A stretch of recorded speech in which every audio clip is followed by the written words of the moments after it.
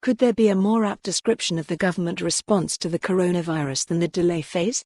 In Scotland we move at a snail's pace towards what needs urgently to be done, with Nicola Sturgeon saying that a ban on gatherings of more than 500 people was likely from Monday. While other countries stop travel, shut schools, universities, public spaces and lock down to stop the spread, we seem transfixed by the inconvenience this will cause. China, Singapore and Taiwan have shown how determined intervention can radically reduce cases. The number of new cases in China is now below 30 from 3,000 a day in February. They combined quarantine with a rigorous tracing of contacts and infection sources. There were substantial rewards given to people presenting with symptoms and larger ones if cases were proved. Yet here we seem unable to plan decisive early intervention. Scotland should give a lead in this.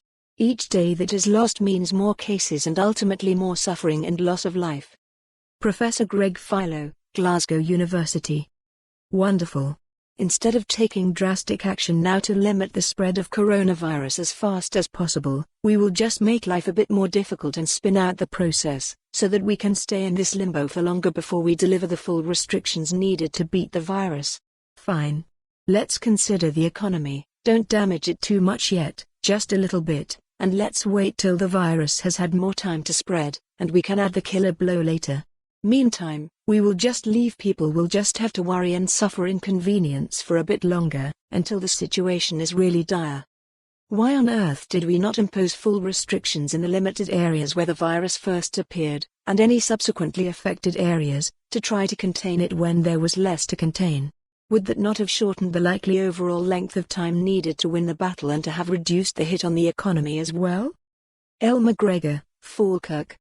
When the Clydebank Health Centre opened in 1973, I was asked what I thought of it.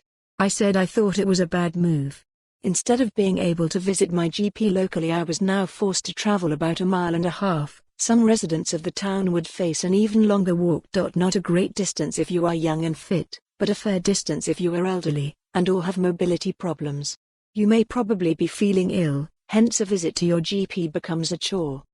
I also said it was a bad idea to have all the GPs in the one building. What happens if bubonic plague, or something similar breaks out?